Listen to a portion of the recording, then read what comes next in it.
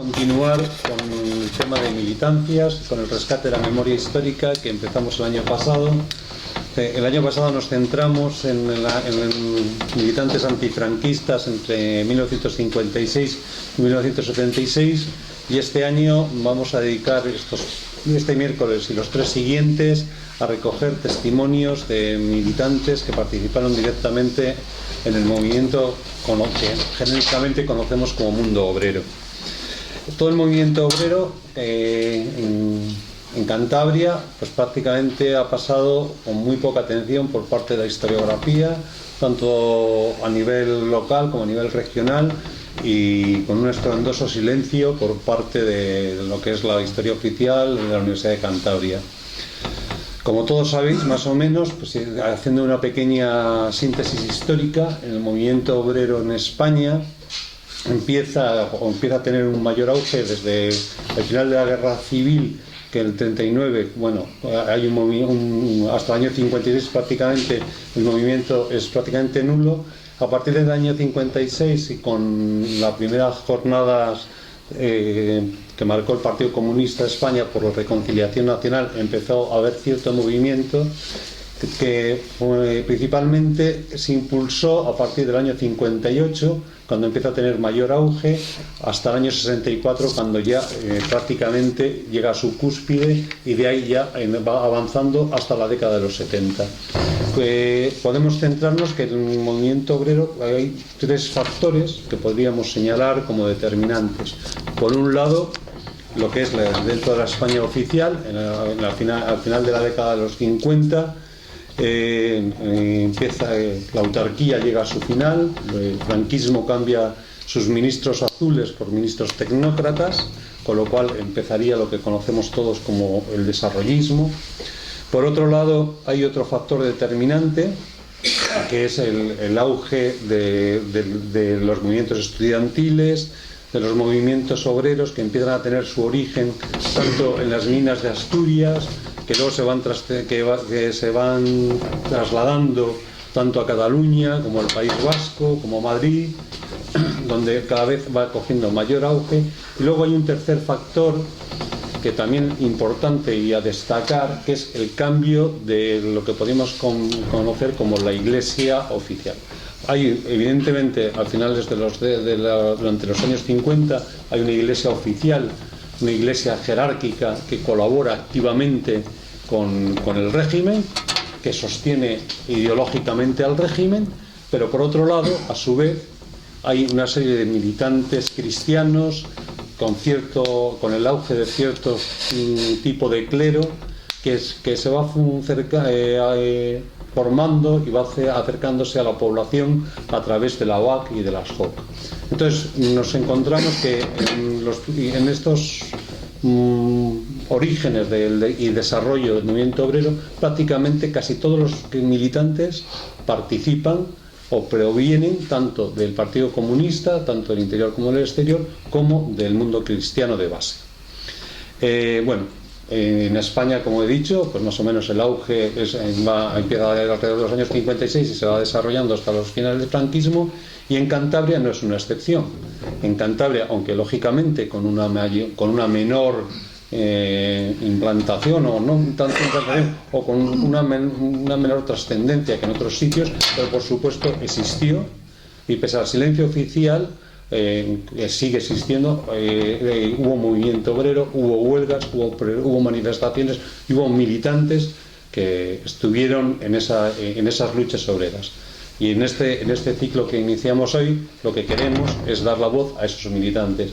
Como ya sabéis, aquí no se trata de coger la historia ni del PC, ni de la OAC, ni nada. Queremos las historias de los militantes, de las personas, de estos hombres que lucharon, que combatieron y que están aquí para contarnos el porqué de su lucha, el porqué de su entrada en la militancia, y el porqué han seguido, y muchos de ellos siguen ahora mismo.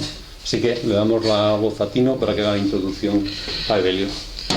Bueno, pues como ha dicho Agustín, nosotros convertimos presos con causa en un grupo de trabajo que se llama Memoriados, que un poco el objetivo que pretendemos es recoger todo este testimonio de lo que es la historia social, de las militancias, y esperemos que en unos meses tengamos abierto una página donde todos estos documentos, no solo los sonoros y otros documentos de si alguno tiene alguna fotografía, algún documento histórico de todos estos años, pues estaremos encantados de subirlos a esa base de datos, ¿no? Fruto de eso, hoy queríamos charlar un rato con Evelio.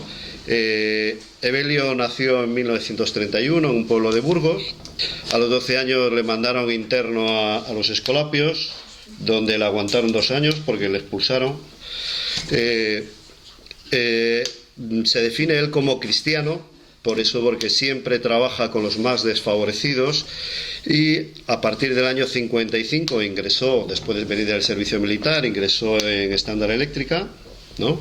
Y allí empezó a trabajar, a organizarse, a entrar en contacto con la UAC, y participó en las huelgas del año 68, en las cuales fue despedido. 67, donde fue despedido. Se considera uno más, ¿no? Es decir, en todos estos movimientos.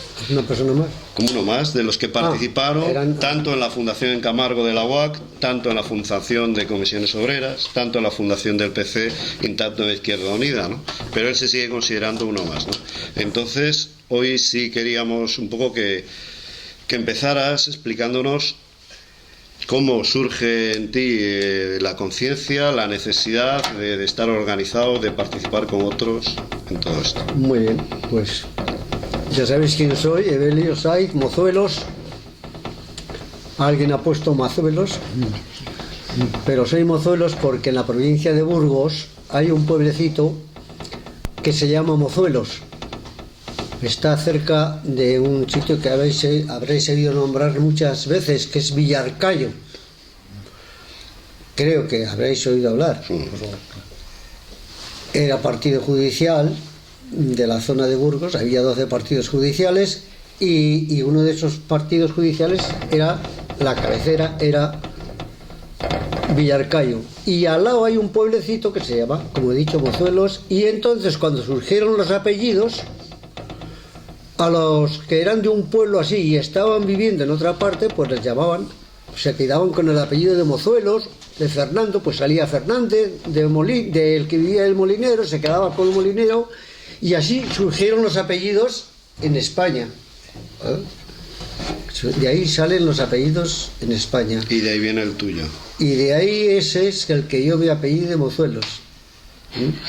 El segundo apellido, que era mi abuelo materno. Yo viví con mis abuelos maternos por una operación que sufrí de una hernia. Viví al volver me operaron en Burgos y vine a mi pueblo, que se llama Nela. Y hay un río que pasa por allí, que había unos cangrejos riquísimos, pero que por las circunstancias que suceden en la vida, los más inteligentes, los más listos de nuestro país, dijeron que había que cambiar ese tipo de cangrejo. Ahora no hay ninguno, ni uno ni otro. Pero bueno, vamos a mi vida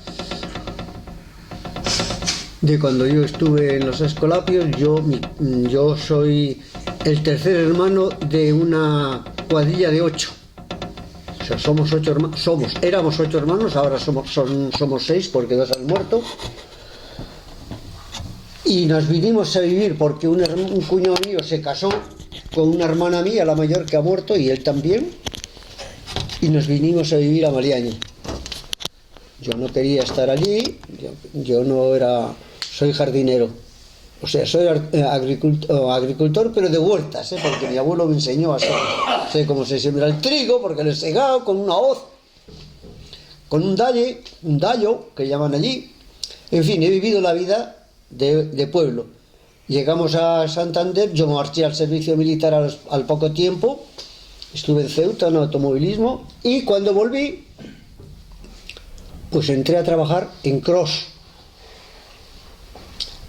porque en Cros, y allí estuve muy poco tiempo porque yo entraba con la idea de entrar en la empresa, pero en la empresa me ponía unas condiciones que yo A los 8 meses de estar ahí, pedí un día la cuenta y me fui. Y entré en la estándar. ¿Cómo entré en la estándar? Yo tenía mi cuñado tenía una hermana que había muerto, que era aquí de Maleaño, que había muerto siendo muy joven y trabajando. Y le metieron a él, era el hermano de aquella, y le metieron a él. Y él me dio a mí luego una citación para que metieron gente con un programa que había en la estándar de muchísimos bobinas para hacer cables para incluso para Inglaterra, la fábrica de Inglaterra, porque esa fábrica procede, la fábrica de estándar eléctrica procede de Inglaterra. Y el director que yo conocí, director general de una fábrica que había en Madrid, Ramírez de Prado, número 5, pues era un tal Mr. Trompi. Agárrate que hay curva. Era un mister y era un trompi. Y allí yo siempre había tenido conciencia, por haber vivido con una familia que todos pensábamos que éramos explotados por los demás. Me decía mi abuelo y me decía mi padre, y entonces yo lo llevé adelante. He sido católico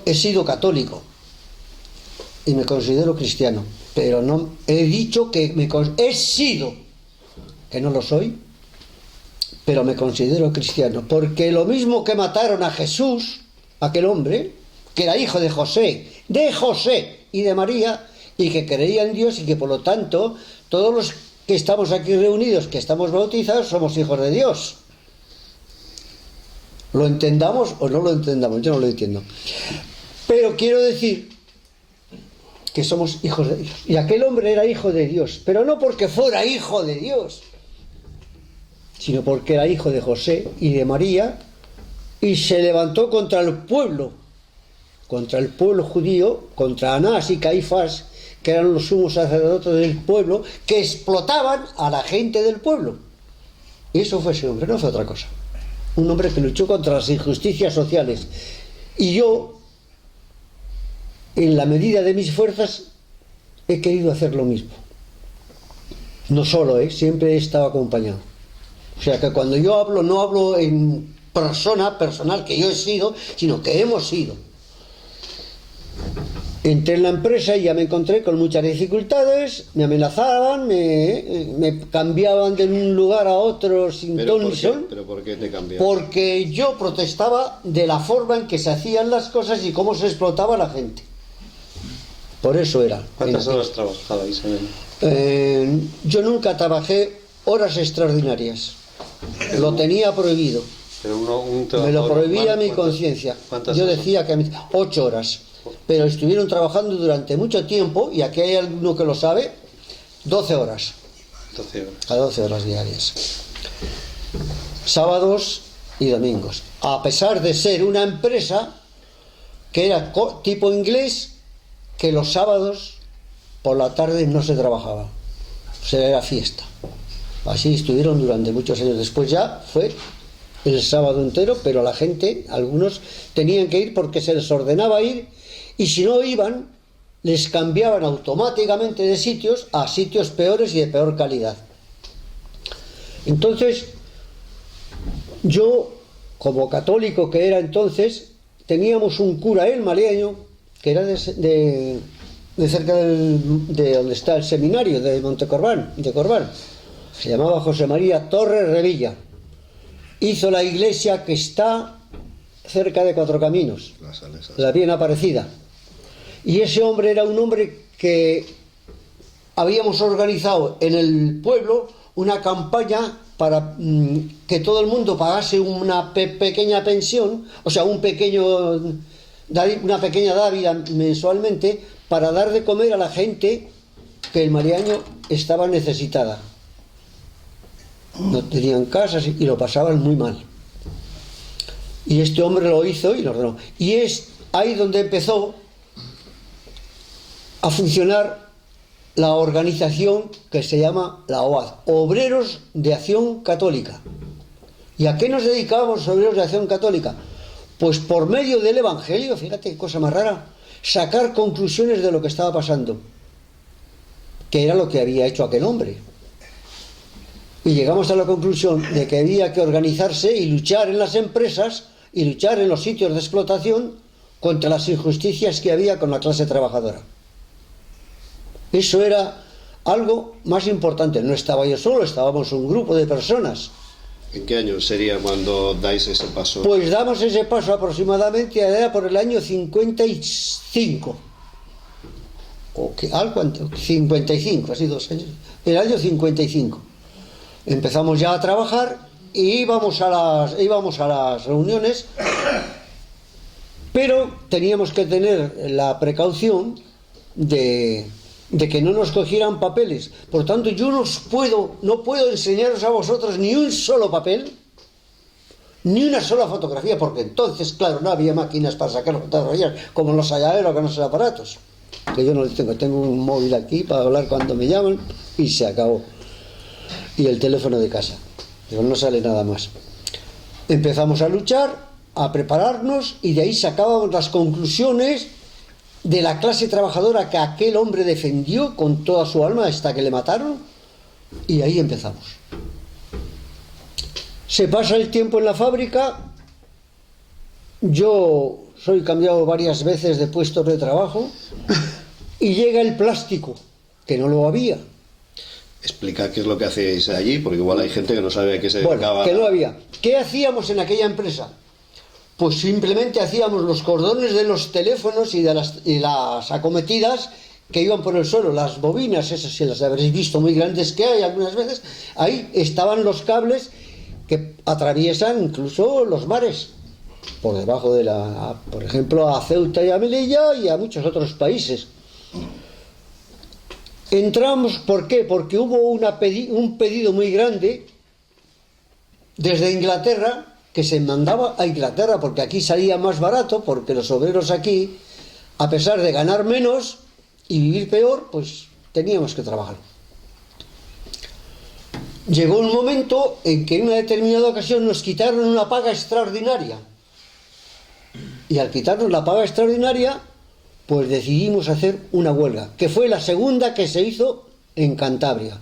La primera fue en Reynosa y la segunda fue en Maliaño, en la estándar. Antes de llegar a la huelga, es decir, imagino que habría habido en la fábrica algún tipo de organización. Claro, por eso fue la huelga, porque había un tipo de personas dispuestos a luchar ya con conocimientos de exteriores, a base de encuestas que hacíamos cuando nos reuníamos en un local que el cura le inauguró como casa de la iglesia, y allí ya no venían a registrarnos qué papeles teníamos, qué hacíamos, porque era la Acción Católica, Obreros de Acción Católica, y ahí era donde nos aprendimos, entendimos lo que era la vida, y es donde empezamos a tomar ya medidas contra los abusos. Y uno del abuso, el primer abuso que hubo fue que la fábrica de Madrid, Ramírez de Prado número 5, pues andaba muy mal, andaba mal realmente. Y entonces, como nos daban unas pagas, pues nos la quitaron también a nosotros, igual que a los de Madrid. Pero luego, siendo ya director, no el primero que había en Maliaño, sino que era el señor Nistal, que de señor tenía poco, pues, y todos le conoceréis o habréis oído hablar de del comercio, de un hermano que tiene cura y de mucho. Pues nos mandaron, hicimos la huelga para que nos pagasen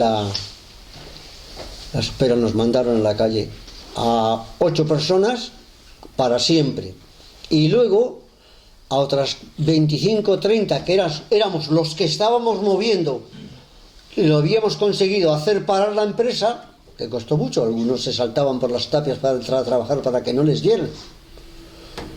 Pues nos quedamos en la calle. Los otros volvían a los 2 meses, pero nosotros nos quedamos en la calle. Alguno como buen servidor de aquel que le había escupido en la cara, por decirlo así, se arrastraban a él y entraron un par de ellos.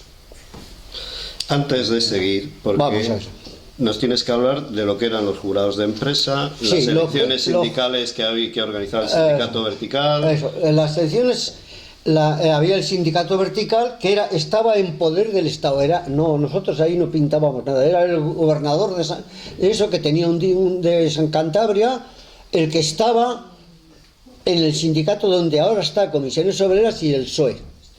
Eso era el monumento de aquel sindicato vertical. Y allí, pues lo único que te hacían iba a decir un disparate, machacarte, más que hacer otra cosa, porque no te solucionaban absolutamente ningún problema. Solamente cuando había un problema que no afectaba a nadie de los dirigentes de la empresa, pues se lo arreglaban y le metían o le dejaban en la calle. Has hecho esto, eso es ilegal, y se quedaba en la calle. Se quedaba en la calle, año 50 y tantos.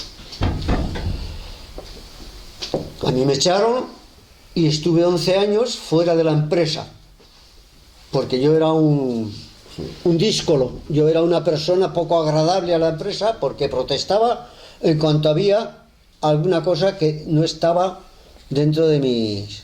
¿Cuándo te eligieron a ti enlace? ¿Fueses enlace o jurado? Yo ya fui del antiguo, ya entré en la empresa del antiguo sindicato. Sindicato, sí. Ahí tomaste la decisión de entrar dentro Sí, de... yo ya empecé a ver si se puede... No se podía hacer nada. El dirigente, el que era el presidente del comité de empresa, era el director de la empresa. Don Enrique Pedraja del Río. De la Pedraja y del Río. Sus familiares no se apellidan de la Pedraja y del Río, sino que se apellidan Enrique Pedraja Río. Nada más hay que ir a la zona de Solares y ahí queda alguno todavía. Pero él ya era don Enrique de la Pedraja y del Río. Entonces, ¿cómo preparasteis había elecciones? ¿Los obreros elegían a los Sí, jurados? eso sí, los elegíamos nosotros. Y en una de las veces que en la primera legislatura yo no estuve, en la segunda ya me eligieron a mí. ¿Os ponía muchas dificultades para hacer las elecciones? No nos ponían muchas dificultades, porque a fin de cuentas nadie de los que estábamos allí teníamos poder para poder decidir sobre algo tan importante como era llegar a hacer una huelga. No teníamos medios, ni la gente estaba dispuesta a colaborar, porque tenían miedo. Había mujeres que trabajaban igual que los hombres y eran maltratadas. Había unas cenas, unas comidas del día de Navidad, el día Nochevieja, y había gente, o sea, altos cargos de la empresa, que a algunas mujeres se las llevaban a la fábrica cuando estábamos en el club, y yo no sé a qué se las llevarían. Yo creo que vosotros ya lo sabéis. Y a callar. Y esas eran bien tratadas y bien miradas. Bien tratadas y bien miradas. Pero los demás, pues, la que chillaba o hablaba o decía, aquella al peor sitio del trabajo que había, allí la mandaban, ¿no? Y eran muy trabajadoras las mujeres. Yo nunca he pensado que hay machos y hembras en la clase obrera, o sea, en España y en cualquier sitio. No hay machos ni hay personas que se aman, que tienen hijos porque se aman, no porque vienen borrachos a casa y todas esas cosas. Lo que de alguna manera nos dice es que en aquel momento esos problemas existían y siguen existiendo. Bueno, cuéntanos un poquito cómo planteaste las elecciones. Entonces planteamos, al quitarnos la paga, pues planteamos promover una huelga. Nos costó, como se suele decir, Dios y ayuda, pero conseguimos. Ya nos reuníamos en un local que era el de la Acción Católica, que le puso el cura que teníamos, que era un tío maravilloso en ese aspecto, para que no nos pudieran registrar, porque, ojo, registrarnos era lo último que uno podía esperar, lo primero que uno podía esperar, pero no era lo primero. Lo primero era la paliza que te daban si te encontraban algo. La paliza que te daba la policía, los guardias y todo. A mí me dieron por 2 veces, me registraron la casa otras 2. Yo nunca dije nada porque creo que era así, pero tampoco tenía nada. Menos mal, y eso fue gracias a que mi suegro tenía un primo cura, un primo guardia civil allí en Camargo. Y él, cuando venían a mi casa a registrar, pues venía él. Me decía, firma aquí, que nos vamos. Y se marchaba. No hemos encontrado nada. Yo, claro, lo tenía escondido. Pero cuando aquel se marchó del cuartel de la Guardia Civil de Camargo y se vino a Santander, me cogieron un día cuando habían estado registrando algunas casas y tal, nos cogió, me lo quemó todo, todos los papeles que yo tenía. ¿Pero cómo me lo has quemado? Sí, para que vengan aquí y te lleven y tal. Y así era la vida. Hicimos la huelga, conseguimos levantar a la gente, porque el dinero es lo que más moviliza a la gente, y se hizo la huelga. Algunos entraron, pero no, la fábrica estaba parada. ¿Cuánto tiempo la parasteis? Pues estuvimos 3 o 4 días, no recuerdo exactamente. 6. Y entonces... 6, la vuestra 6. La vuestra 6 días. Que la vuestra dice 6 días, dice. Sí, claro. 6 días aguantó. Pues que no sé los días y yo no me recuerdo. ¿Tú sabes? Sí. ¿Lo tienes cuántos? 6 días. 6 días, una semana, sí, tienes Una razón. semana aguantaste. O sea, tienes razón, sí. La semana fue cuando largaron las cartas. Sí, y Ya cuando sabemos. eso, pues al salir de trabajar, al día siguiente, eso, había un señor a la puerta de la fábrica, ahí donde estaban los relojes de marcar para salir, y me dieron una carta y tal. Y yo ya sabía lo que era. Sin Me más. lo suponía, que era el despido. Y estuve 11 años fuera. A los 11 años volví a la fábrica porque se murió nuestro queridísimo Francisco Franco Bahamontes, que tenía una hija adoptada porque se la había hecho un amigo a su mujer porque él no valía. No os riáis, que era así, es así. Y el amigo era su hermano, que fue embajador en Portugal. Todo se sabe, pero mucha gente no lo sabe. ¿Nos podías hacer un relato de los días esos de la huelga, un poco cómo Pues fue? todos los días, cuando nos levantábamos, a las 8 de la mañana ya estábamos en la puerta de la fábrica fuera, esperando a ver qué pasa. A ver, o sea, para que no entrara nadie, para ayudar, a animar a los demás a que había que aguantarse. Y así subimos los 6 días que ha dicho el señor Duque. Que es Duque, Duque del Real. Y durante esos 6 días... Y en esos 6 días, os pues, vigilaba la Guardia Civil. Allí estaba la Guardia Civil en la entrada de la puerta, una fila de 5 o 6 guardias civiles a un lado, otro. Y nosotros pues estábamos fuera. Y dentro, en la carretera, que está delante de la fábrica, pues había otros 2 o 3 parejas también paseando. Era el momento más trágico de lo que uno se puede imaginar. Algunos se llevó algún garrotazo. Pero que cargó la policía. Sí. Y los que estaban dentro armados. ¿Te recuerdas? Que sí, que no, estaban con los fusiles en la mano.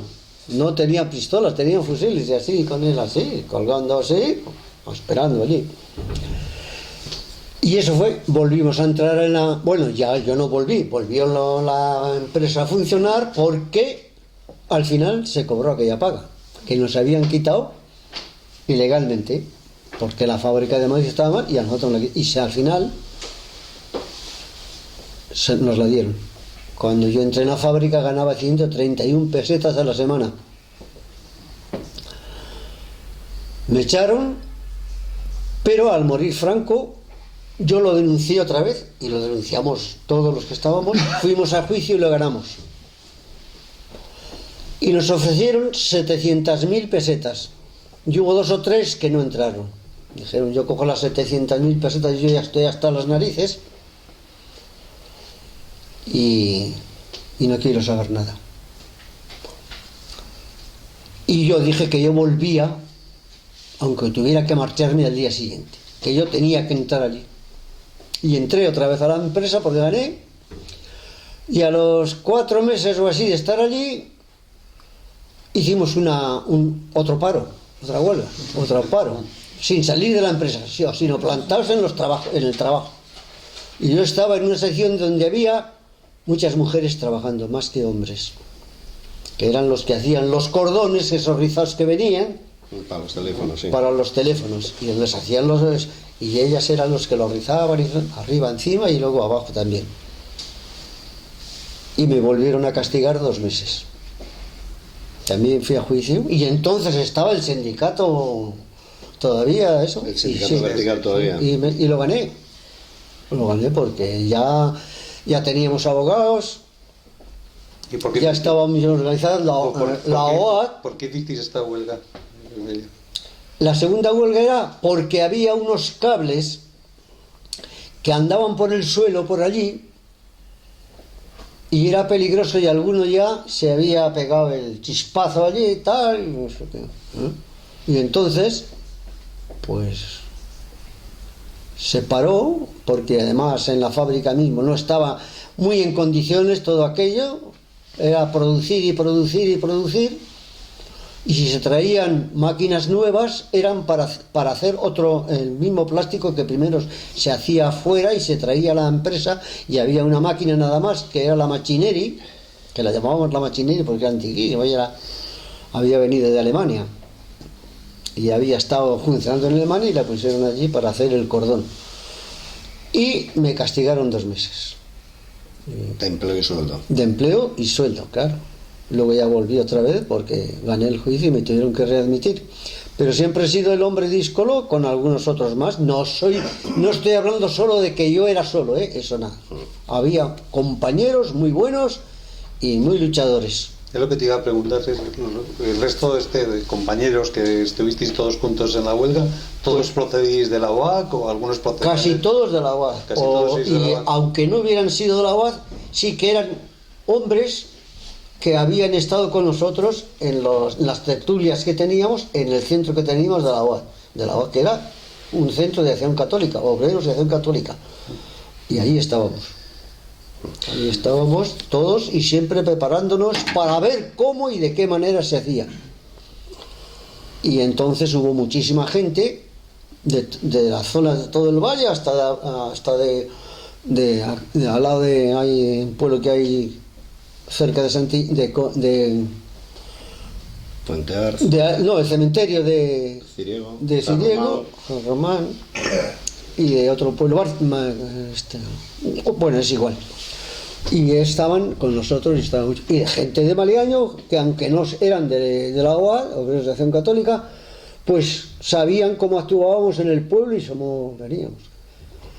¿Qué hacíamos? Tirábamos propaganda por los pueblos. Pues por todas las casas, por las noches, cuando hacíamos la propaganda,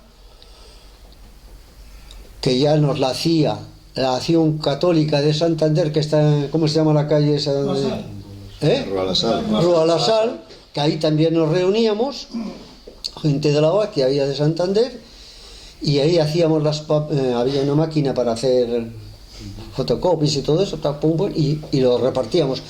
Yo he repartido propaganda, y algunos amigos, y muchos más de la OAC, por los autobuses, por Santander. Nos metíamos tú te metes en tal... Y yo iba de una parada a otra, que ahora hay más paradas, pero antes había menos, repartiendo, pum, pum, pum, y cuando llegaba a la parada, en cuanto se abría la puerta, cartera de manta. Y así durante mucho tiempo. Eso ya era propaganda siempre de la propaganda siempre de temas sociales, sí. De temas siempre hablando de la injusticia y de todo lo que había, de gente parada, de gente que pasaba hambre, de gente que se la obligaba a trabajar horas extraordinarias en las empresas, la vidriera, Cross, Carburo, en fin, empresas que estaban relacionadas con el Maliaño, y la más importante era Cross, la vidriera, y muchos talleres más que hoy día están todos cerrados. Desde que ha venido esta crisis en Maleaño. Hay una zona que es la carretera que va, la autovía que va a Bilbao, que a la parte de abajo, si llegas, cuando entras, antes de llegar a entrar en Maleaño ya empezamos, pero cuando llegas al centro de abajo de la carretera, todos los talleres que están allí, que antes eran fincas y ahora se hicieron talleres, pues están, solamente hay uno abierto en condiciones, que es donde tienen los coches, la Renault y eso, los que venden de segunda mano y los que quieren ir a comprar allí, pero todos los demás, con 25, 30 o más obreros, están todos parados. No hay nadie. O sea, si hay 1 o 2 obreros, nada más. No sé si, por ejemplo, Duque sabe que tenía un hermano allí, que no sé si le tiene o no le tiene. Se han ido allá a la... Que se han ido a otro sitio porque allí no hay nada que hacer. Pero es terrible el paro que hay. Eso. Y lo que va por detrás, que va hacia el aeropuerto, pues también hay muchísimas naves y casi todas Sí, están vacías. ¿Qué te iba a preguntar? Cuando saliste de la fábrica, ¿qué supuso en tu familia y cómo te apañaste? Bueno, yo he tenido la suerte, y os voy a contar una historia. Yo tengo una nieta que tiene 30 años y mi hijo se casó con 18 y mi nuera, que se me murió también porque era también mi hija, con 17.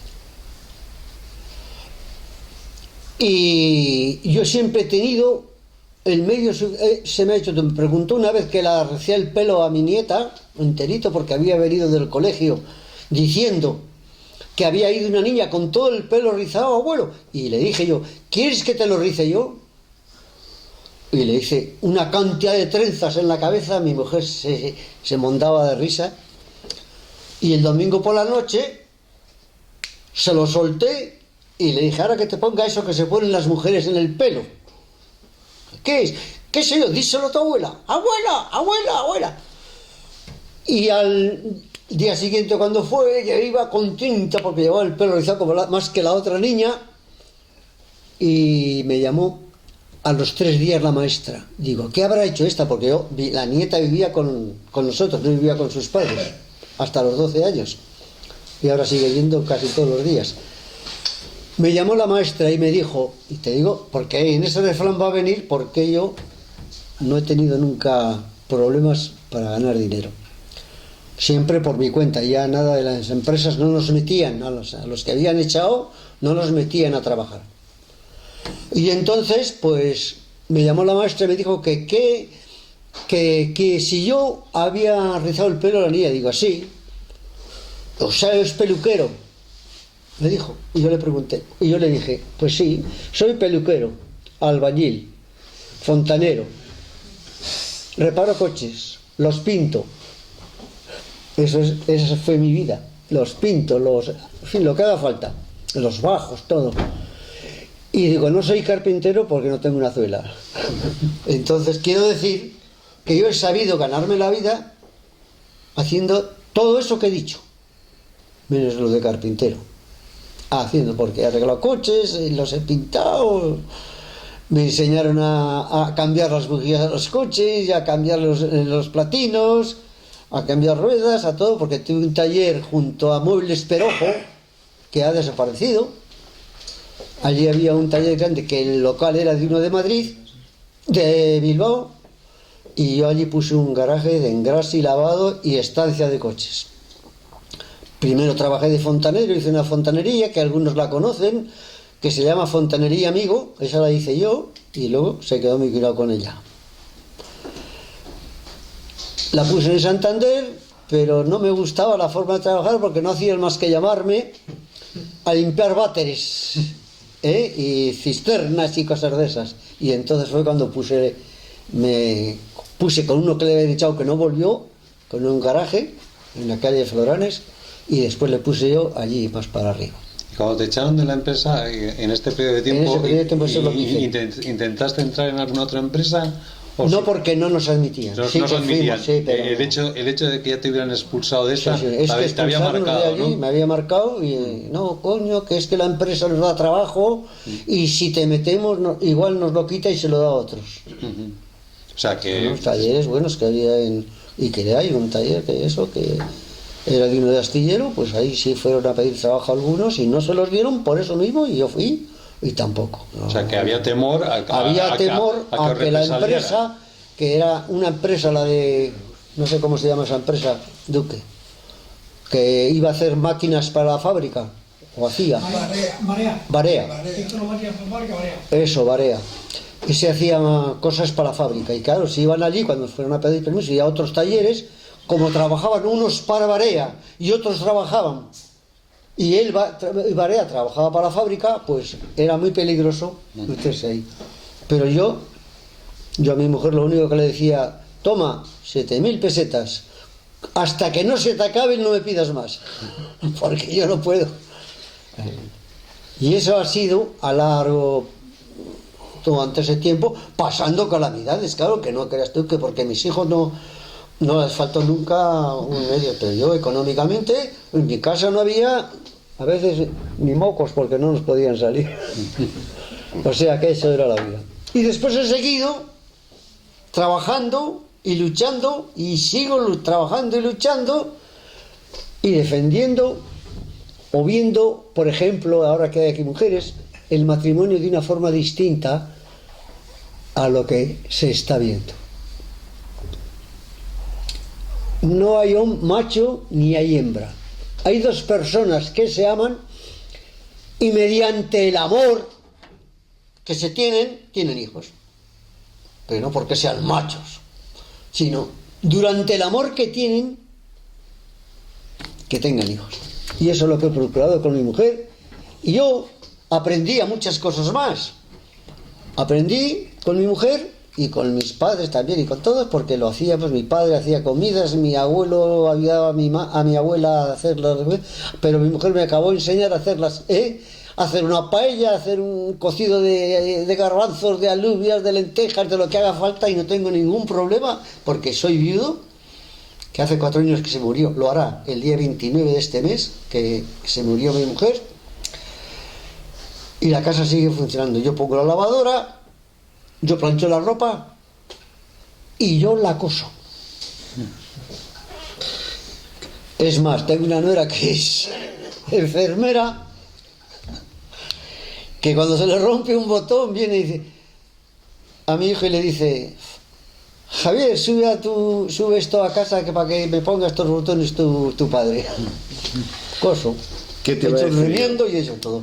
Y luego, ¿Cómo pasa un hombre de la UAC que está en la organización de comisiones obreras porque ¿en qué año organizáis comisiones obreras en Camargo? Comisiones obreras, yo fui el promotor, uno de los promotores, con algunos más que me ayudaron, pero yo fui el principal instigador. Pues cuando se fundó la OAD, nos reuníamos allí y de ahí salió la OAD y de ahí salió Izquierda Unida y allí ha salido muchas cosas. Cuéntanos un poquito cómo es ese paso de la UAC a comisiones obreras. Yo sigo siendo de la OAD, pero sigo luchando en la empresa, porque con el sindicato. Y de ahí surge el que yo fuera sindicalista del nuevo sindicato que había salido, aunque ya lo fui con el otro y venía ahí a las reuniones para ver lo que ahí se guisaba, pero también me echaron. ¿De dónde? Del sindicato vertical. ¿Te echaron cuando te despidieron de la fábrica? No, y después. Es decir, porque luego volviste a salir en el 75, 76. Yo me echaron en el 67 y volví a la empresa en el 78, después de morir Franco. Pero antes yo participaba, aunque estaba trabajando por eso, yo seguía perteneciendo al sindicato como obrero y como eso. Yo nunca renunciaba a estar en la lucha, eso, porque podía haber pues el garaje podía haber, yo era solo el patrón. No, yo no era el patrón, yo era uno más allí, nada más. Ahora, yo lo llevaba, pero no es que yo lo llevara como ser el jefe, porque cuando si cogí unos días de vacaciones, pues obrero que tenía, que era un chaval que a 17 años, que era un tío que le tenías, estaba trabajando allí, lavando coches y todo en aquellos tiempos, a los 14 años, a los 15 ya, todas las mujeres de la estándar y los hombres entraban a trabajar. Y entonces pues yo estaba allí con ellos y yo me marchaba, o sea, algún día eso, incluso primero tenía coche, tenía una furgoneta yo llegaba y la gente que había en el garaje le decía: oye, necesito tu coche, porque ahí se guardaban 200 y pico coches, Y yo a los clientes que tenía, yo los subía, los bajaba, les lavaba el coche, se aparcaba, porque ellos tenían una llave, pero en el garaje había llaves de todos los coches por el seguro, por si pasaba algo. Y entonces yo llegaba y le decía, oye, ¿qué? La gente, cógele, quiero ir a Oviedo. Bueno, otra vez fui a Galicia. Yo en Oviedo tenía un hermano, iba a verle, ya muerto, hermano. Y después fue a Galicia, era Escolapio, para que no, es que no quiero quitar nada. Y cogía el coche, se lo decía al dueño, oye, me hacía falta el coche, porque yo con la furgoneta ya está un poco tal. Si no tienes la llave, coño, ¿a qué fin me lo pides? Digo, no, por si vienes a Polistar. Pues él me cogía el coche y me le daba y yo me marchaba con él. ¿Cuándo se puede hablar que existe una organización, que existe Comisiones en Cantabria, más o menos? Cuando Comisiones Obreras empieza a funcionar, primero hay otras alegaciones que están haciendo eso, pero después automáticamente que pasa el sindicato esto se cierra, pero al final, y se pone ahí abajo Comisiones Obreras, ahí cerca de las estaciones. Sí, es decir, que me estás hablando que cuando muere Franco es cuando se organiza el exactamente, sindicato. Cuando se organiza ya y se hace un sindicato libre como el que hay ahora. La culpa de los sindicatos, si funciona o no funciona, no la tienen los que están en el sindicato. La tenemos los que no vamos al sindicato. O cuando hay una manifestación no asistimos. Esos son los que tenemos... Yo asisto a todo. Esas son... Yo he estado aquí el día 8, en este lugar, con una reunión de mujeres y de algunos hombres. Y yo no pierdo ninguna manifestación que haya en Santander, ni en Torlavega, ni en nada. Teníamos entonces graves problemas porque nosotros ya, siendo de la UAD, estábamos vigilados, y me recuerdo que una manifestación que hubo en Torlavega, pues ya nos estaban esperando en la estación de Santander. Pero alguien que se había quedado aquí para ver lo que pasaba, llamó por teléfono a Torlavega y nos apeamos en la estación antes de llegar a Santander, que venía de Torlavega el tren. Sí. Nos apeamos en la estación anterior antes de llegar aquí, y todos bajábamos por un lado o por otro, otros se montaban en el autobús, y así nadie pudo saber que éramos como 150 de aquí de Santander que habíamos venido por allí. O sea, no habíamos llegado a Santander. ¿Habías estado manifestando en Torlavega? En Torlavega. ¿Por qué estabais en Torlavega, te recuerdas? Pues fue por las empresas de Torlavega que estaban mal, o sea, los estaban explotando y los estaban machacando con problemas de las 2 o 3 fábricas que había más importantes, y del mismo pueblo, porque la gente estaba harta ya de eso.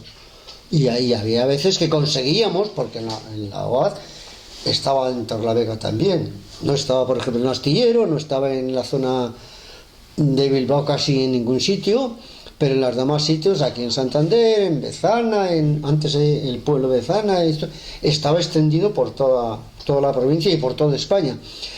¿Quién fue el fundador de esa organización basada en todo eso? Pues fue un señor que había sido ateo y que había oído cuando la guerra a Francia, Guillermo Rubirosa, y que un día, estando en París, un cura de izquierdas estaba predicando, y el que quiera es que me escuche, que entre, y había unos altavoces, y él entró, y cuando le oyó hablar dijo, este no es de la iglesia, el hombre asustado, pero ¿qué es esto? Yo que soy, no puedo ver a la iglesia, no puedo ver esto y tal. Y entonces habló con aquel cura y se puso en contacto con el conciliario diocesano que había, de España, que había en Madrid, de la OAD, y ahí empezó todo. Se hizo un gran cristiano en todos los órdenes y todo, y vino a Santander y dio charlas, y ahí empezamos a trabajar y a luchar y a ver las cosas como se ponían, ¿no? Y ahí fue donde realmente... Yo sigo siendo militante de la UAD, pero ahora en una pausa te preguntaría que cuál es la señal más importante que te ha marcado la OAD en aquellos tiempos Y si te dura aún, ¿cuál fue lo más significativo? Pues nosotros hacíamos charlas, o sea, hacíamos encuestas basándonos en la vida que había vivido aquel hombre, que se llamaba Jesús, que era de un pueblo de Nazaret, que existe, que tenía en aquellos tiempos unas 70 familias, y de ahí cogíamos, que lo dice en el Evangelio, las cosas que nos interesaban, las cosas que estaban relacionadas con la vida que había vivido aquel hombre y por qué le habían matado. Porque lo mismo que hacen ahora los que nos están gobernando, lo hacían Anás y Caifás en el templo de Jerusalén. Ahí se basaba todo. Porque Anás y Caifás, que eran el suegro y el yerno, eran los sumos sacerdotes del templo de Jerusalén. Y pedían a la pobre gente que pasaba más hambre que ahora, como a la Magdalena y a todos esos que dicen que era puta, era por necesidad, era por otra cosa. Y ahora también hay putas, que las llaman putas, que también lo hacen por necesidad, más que por otra cosa. Más que por otra cosa. Se han acostumbrado, viven bien y dicen, bueno, pues mira, que me llamen lo que quieran, pero yo tengo que comer.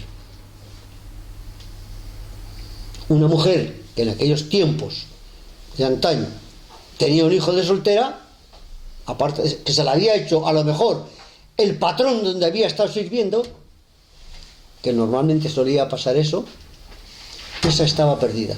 Tenía que huir de su pueblo y marcharse a otra parte donde nadie la conociera. Entregar el hijo a los hospicios y después se quedaba sin hijo y se quedaba sin nada. A ver, por allí. Sí, a ver. Hace referencia a las mujeres ahora. En toda la actividad sindical no hubo incorporación de algunas mujeres. Claro, allí había mujeres con nosotros. No, me refiero ya desarrollando una cierta actividad sindical, no solo exclusivamente. Claro. Trabajo. El Leonor tenéis ahí en la fábrica, ¿no?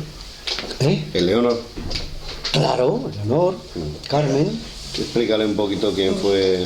Pues Leonor era una mujer que era soltera, o había tenido algún amigo, pero era una mujer luchadora, era miembro del comité, y era una luchadora incansable, digna de admirar. Y las mujeres eran más valientes que los hombres. Más valientes que los hombres.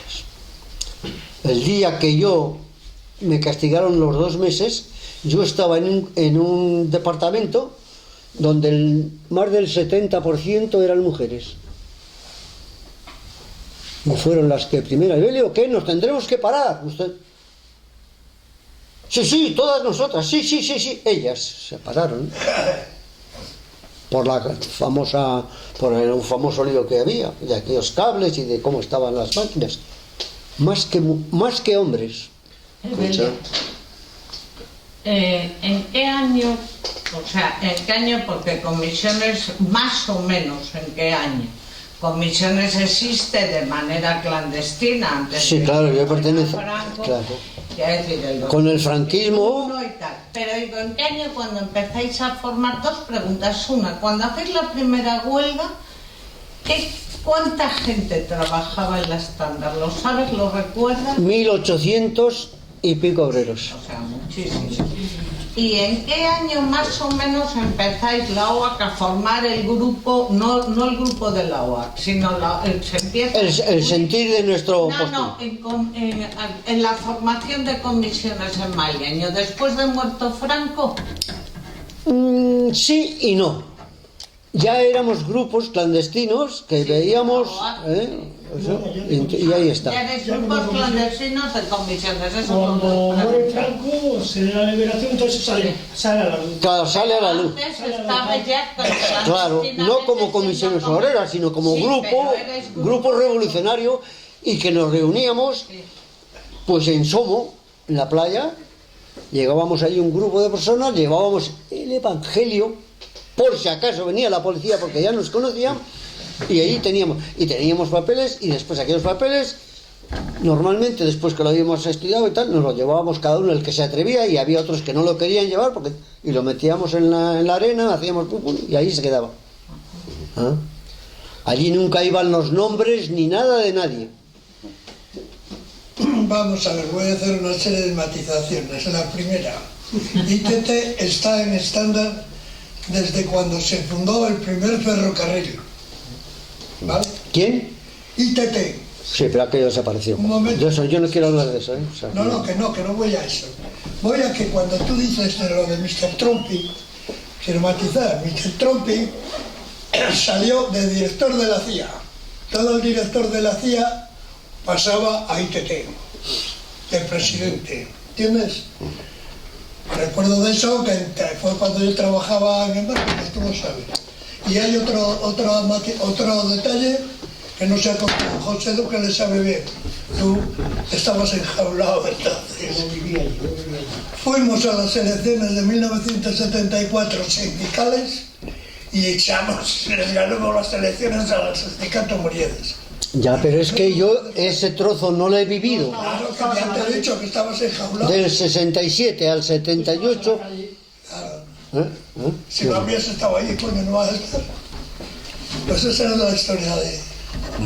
Ahora, durante ese tiempo, en las manifestaciones, porque primero, el 1 de mayo, era cuando recibíamos los palos. A mí me pegaron 2 palizas, estuve no sé cuánto tiempo jodido una de ellas de la espalda, y yo ya estaba fuera, yo ya tenía un garaje en la Albericia, porque yo he recorrido mucho, trabajos en un lado, luego en otro, donde he podido y como haya sido. Y después, cuando yo volví, pues yo volví al puesto eso, que fue cuando me castigaron los 2 meses al poco tiempo de entrar, y yo he estado en todas las manifestaciones de cualquier tipo que ha habido en Cantabria, aquí en Santander. Y en primera línea porque he querido dar ejemplo para que me sigan los demás.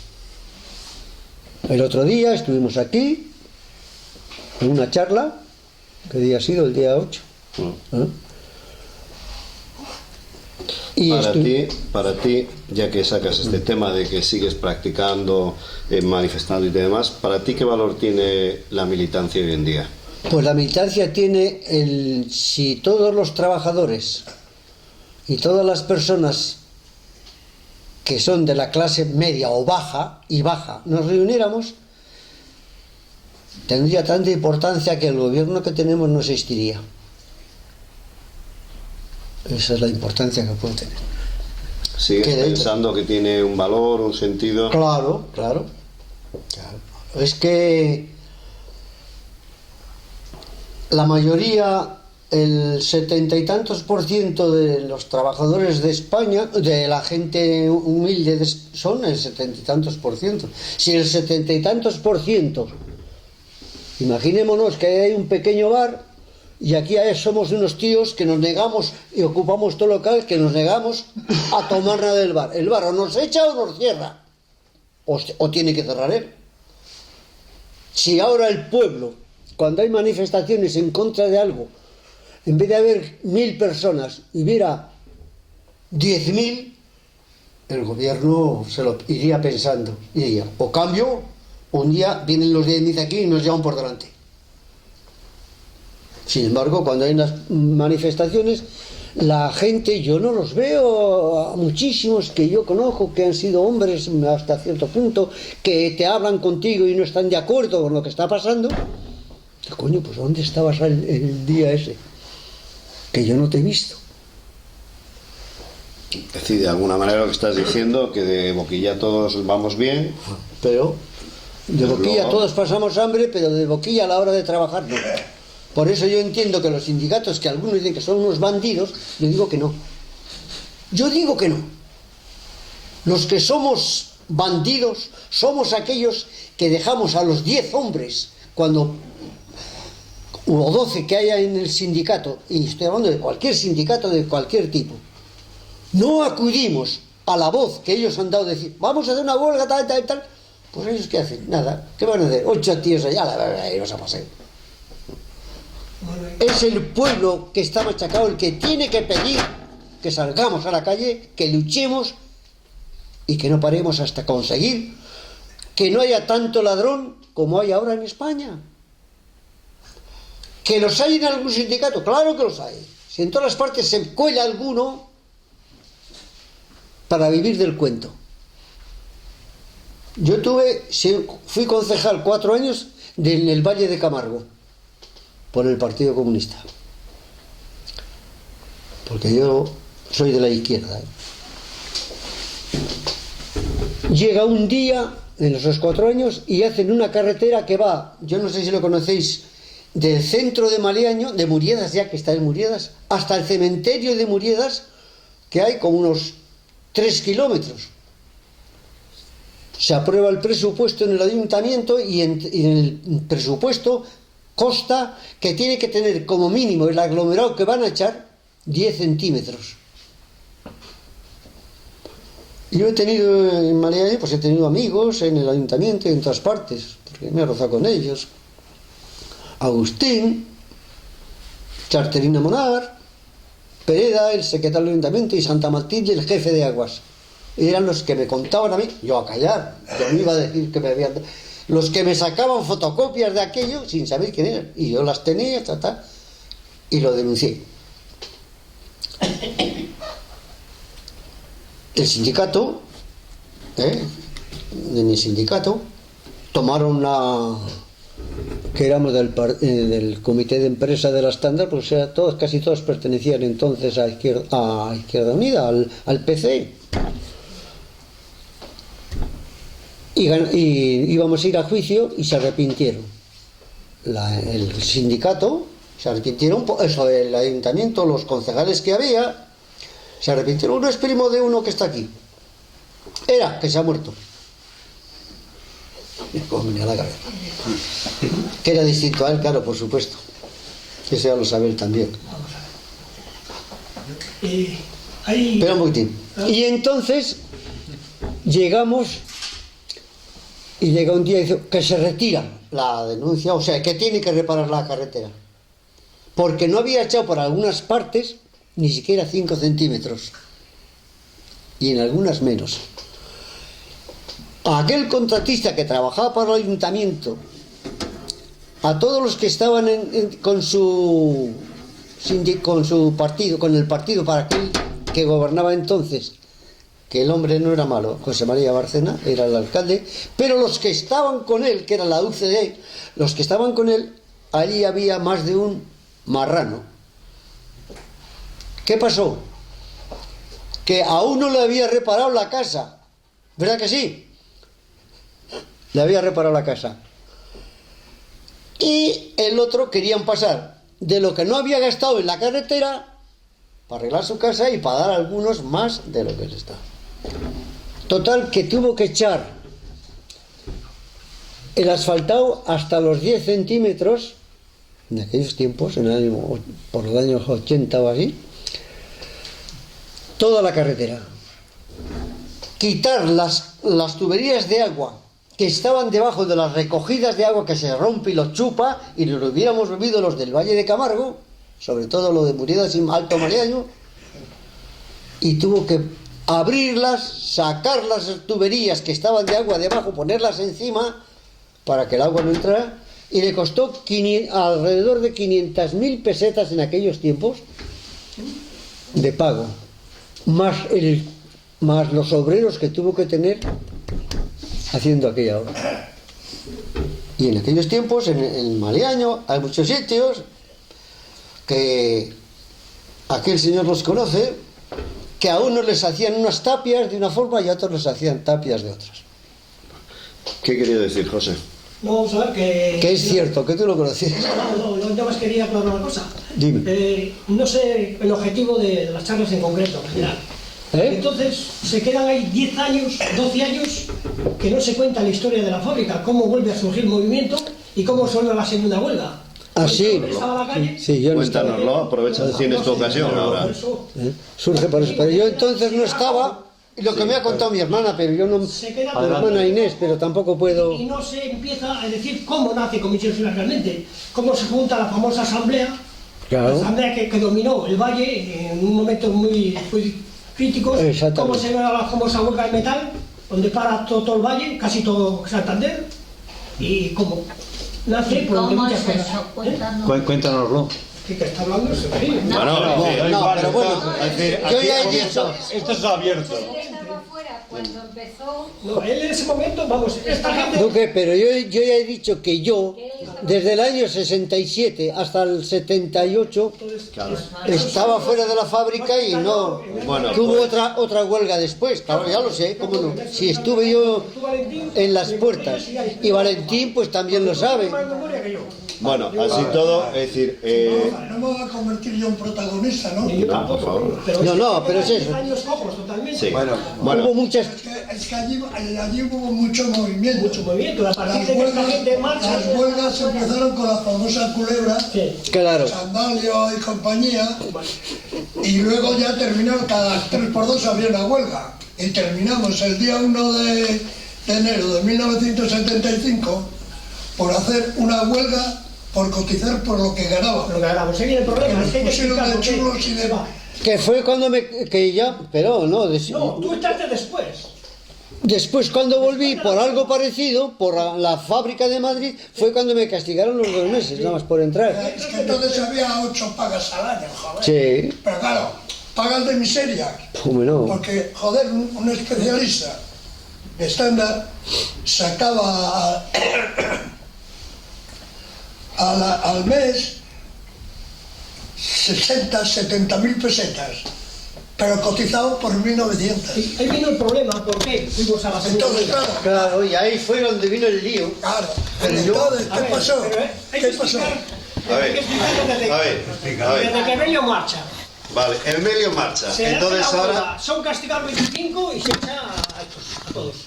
Entonces, pues claro, allí queda un vacío muy total. Sí, que bueno, Nos pasamos costó- 3-4 años. Costó echarlo a andar en 4 años mentira, muy mal, porque, muy claro, mal. Obviamente, te después tenías que de reunir esas en la playa. represiones, después de este follón, la política social dándonos, tú sabes algo de ello, cómo nos estaba dando la política social y demás. Bueno, pues entonces se vuelve otra vez a empezar, ¿no? Se vuelve a empezar por eso, volviendo a reunión otra vez con un sistema. Emilio viene de la UA, yo estuve en la JO. Claro, tú eres de la Yo JO. voy a la JO y entonces empezamos pues eso. Empezamos con la hermana de él, con María Jesús, con una serie de gente que quedó, que había tenido represalia porque habían estado castigados. Pero claro, estos fueron admitidos otra vez. Y entonces empezamos, ¿no? Otra vez. Ese primer año, las elecciones... Pero ya fue a partir del Yo la fecha 73-74. no, yo voy a explicar... Claro, Pero si yo volví, pero escúchame, si yo volví en el año 80, yo ya Déjale, en el déjale. año 80 volví y todavía seguía cuando yo volví. eso es. Bueno, pues te digo, Por eso te digo que me castigaron 2 meses y castigaron a Ferrer y a uno más. todo el proceso que se llegó a la segunda huelga, tú en la segunda huelga no estabas dentro de la fábrica. No, Pues es lo que te digo, que se queda ahí cojo. no, paradas sí, No, paradas, volviendo, pues, no, ya. paradas en la fábrica, dentro de la Le fábrica. dejamos un poquito a José que complete esta parte, venga. Pero no me señales a mí, tú cuéntalo. Eso es. Yo te tapo para que A no te ver. señale. Que no te señalo a ti, ¿vale? Es que, Que no, ya lo estamos sé. comentando qué pasó ahí. Bueno, llegamos a la conclusión de que hay que volver otra vez a arrancar. Empezamos a arrancar. Vienen las elecciones sindicales. Primeras. Septiembre del 74. Vale. No vamos allá. Motivo. Viene una... Las primeras no fuimos. Pero esa fue 4 años antes. Antes, las primeras después del follón. No fuimos. Motivo. Porque viene una consigna de París del Partido Comunista que no se vaya por las elecciones. Dadas por un fulano que tú y yo conocemos, un amigo de tu tío. Esa consigna se dio. Entonces dijo, yo no quiero saber más nada de esto. Entonces yo me desligo mucho del movimiento de la fábrica, digo, no, yo para no ir a las elecciones sindicales, yo siempre era partidario que el régimen hay que tirarle desde dentro, de fuera en la puta vida. O entras al régimen, o te embrucas con ellos en la guerra, o no le tiras nunca, y así fue. Y así fue. Bueno, vuelve otra vez las próximas elecciones. Yo cuando no quiero saber nada, sigue trabajando la gente, María Jesús, toda esa gente para allá y para acá. Vienen las segundas elecciones, vienen a buscarme. Vamos con una condición, de que vamos a por todo. Entonces, vamos a las elecciones municipales. Digo municipales, sindicales. Las ganamos totalmente, conseguimos comité de prensa, conseguimos todo. Pero gente de fuera, gente en una lista unitaria que se había hecho primero. Entonces, pues, se forma secretaria. La cocina, entrar dentro del sindicato, te daban de comer, pero no más que te llevaban allí para que dirías que se va. Y la cocina nuestra fue, al sindicato se va a tumbarle, hay que comer y discutir allí con la gente. Y con nosotros, que somos los más preparados, habrá que hablar con la gente que viene de otros talleres, pues te reúnes con gente de los astilleros, otro lado. Y hablar y conseguir que ellos nos apoyen para tumbar esto. Porque esto no se puede tumbar de fuera, había que tumbarlo de dentro, y era lo cierto. Estos estaban en Maliaño, y yo estaba aquí, en Santa Clara. Este pertenecía a Santa Clara. Y ahí conseguimos, después de comer, que nos dejarían en el salón. Bueno, la verdad es que fue 3 días, nada más. A los 3 días, cuando se enteraron de la movida, Talleres del Atlántico, Talleres La Cansa, todos esos, ya estaban enfilados para ir al lío. Y nos pillaron. Eso lo acabamos. Cuando aquello nace una famosa asamblea, que algunos habéis oído nombrar, el Espíritu de la Paloma, que se forma en el barrio pesquero. Allí empieza a moverse ya gente que ya estaba clandestinamente dentro de comisiones, empieza ya a tener reuniones más en serio, a coordinarse, a mandar gente para Asturias, a mandar gente para Madrid, para La Paloma y para el otro lado, Madrid. Entonces ya se empieza a coordinar lo que empezó a ser comisiones sobre las clandestinas. Y ahí, pues, tienes aquí, tienes el otro, que estuvieron, pues era gente que... después, de cara otra vez a la fábrica, llegamos a una conclusión. Nosotros cobrábamos un mes una paga, al mes siguiente no, al otro otra paga. O sea, un mes cobrábamos 2 veces al año. Pero ¿qué pasaba? Que no cotizábamos por ello. Y yo tenía un ejemplo muy claro en mi casa. Mi padre se jubiló, y cuando se jubiló ganaba mucho, pero cuando le quedó la jubilación no tenía nada, porque no había cotizado. Entonces dijimos que, y así empezó el problema, después de todos los líos de comités, de los comités, de todos los pollos, ¿no? Así empezó reivindicando que eso se nos metería en sueldo. Pues yo entonces al señor instalación le decía, yo tengo muchos problemas, si yo mañana tengo un accidente, ¿qué me queda? No tengo nada. Pues sí, ¿usted gana? Sí, pero ¿qué gano? Si no cotizo, me estamos igual. Entonces pues se plantea que ellos dicen que no, nosotros decimos que sí, y vamos a la segunda huelga. La segunda huelga viene por ese motivo. Estamos en el 75.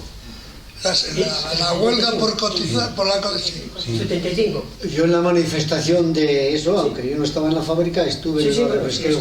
O sea, allí en... Bueno, pues después se hace la famosa huelga, pasa lo mismo. Hay una serie de gente despedida y... Bueno, pero claro, aquello ya el movimiento estaba ya muy solidario, muy fuerte, muy incapaz. Ya era, la gente no quería ya más que eso.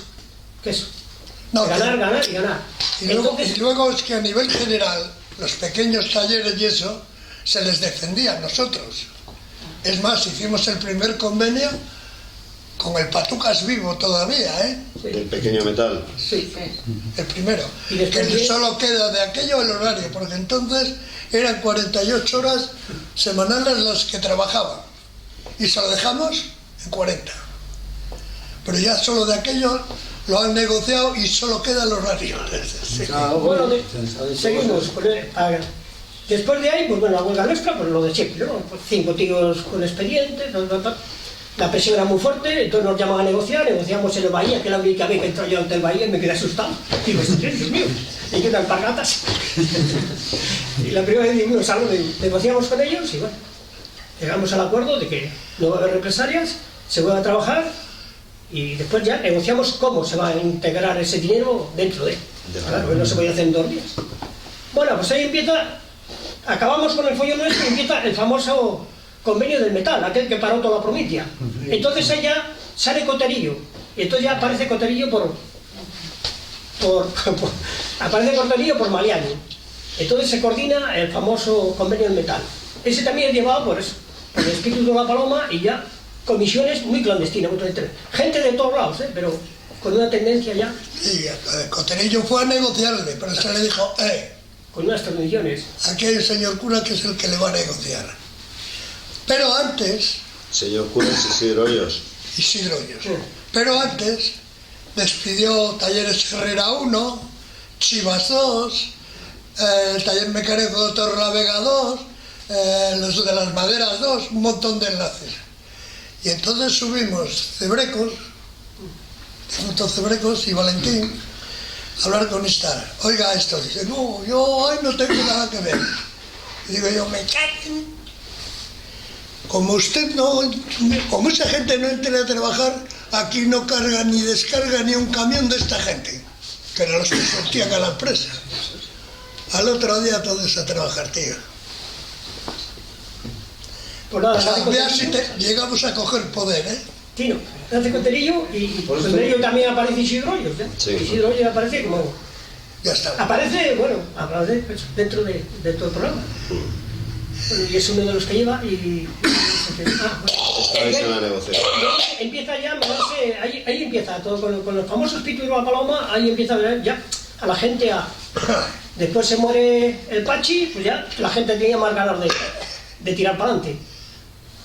Y bueno, y después ya. Nosotros dentro del comité, cuando Pachi se muere, ya sabemos que habían pedido la integración dentro de la fábrica, nosotros la pedimos al comité. Todas las reuniones que hacíamos cada 2 meses exigíamos que esta gente volvería.